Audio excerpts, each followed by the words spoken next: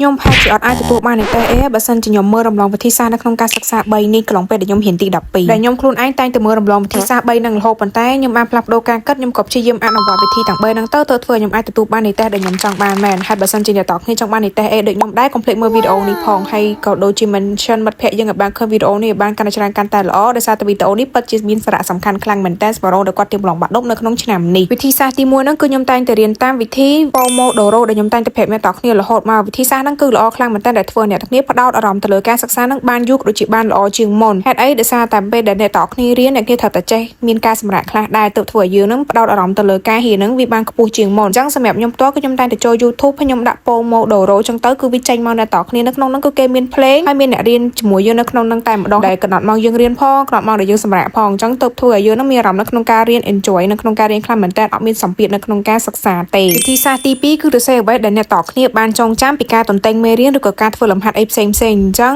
សម្រាប់ខ្ញុំនៅពេលដែលខ្ញុំទន្ទិញមេរៀនខ្ញុំចូលចិត្តនៅក្នុងការសរសេរឡើងមកវិញដើម្បីរំលឹកថាខ្ញុំនឹងបានចាំអីខ្លះពីការមើលមេរៀនមួយហ្នឹងឬក៏តើខ្ញុំបានយល់អីខ្លះចំណុចនេះគឺវាជួយខ្ញុំបានច្រើនខ្លាំងមែនតើឧទាហរណ៍ថាបើសិនជាខ្ញុំអត់យល់តើតោះជាមួយសំណួរហ្នឹងគឺខ្ញុំអានមិនក៏អត់យល់អត់ចាំគឺខ្ញុំព្យាយាមនៅក្នុងការសរសេរបញ្យល់ខ្លួនឯងធ្វើម៉េចឲ្យខ្ញុំយល់ចំណុចនេះគឺអ្នកតគ្នាអាចធ្វើបានគឺវាពិតជាល្អមែនសម្រាប់វិធីសាស្ត្រទី3នោះវិញគឺការធ្វើតេស្តសមត្ថភាពខ្លួនឯងជាធម្មតានៅពេលដែលយើងរៀនគឺយើងប្រកាសជាចង់ដឹងថាតើសមត្ថភាពយើងអាចធ្វើលំហាត់មួយនឹងបានអត់អញ្ចឹងសម្រាប់ខ្ញុំផ្ទាល់គឺខ្ញុំតែតែព្យាយាមនៅក្នុងការអនុវត្តធ្វើលំហាត់ចូលឡើងដោយអត់មើលឡើយក៏ដូចជាអត្រាកំណែអីផ្សេងអញ្ចឹងនៅពេលដែលខ្ញុំធ្វើចប់សូមខ្ញុំទៅផ្ទៀងចម្លើយវីដេអូខ្ញុំថ្ងៃនេះដែរគឺមានតែប៉ុណ្្នឹងទេអរគុណច្រើនបាយបាយ